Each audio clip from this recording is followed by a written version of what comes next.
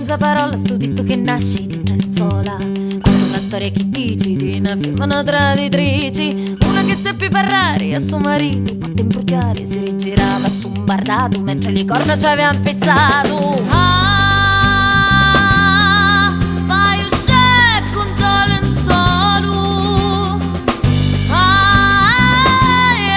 vai uscire con tuo lenzuolo.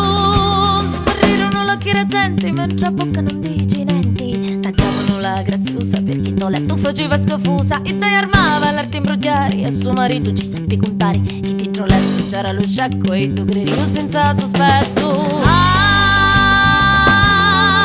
Vai uscire con tuo lenzuolo, vai uscire con tuo lenzuolo.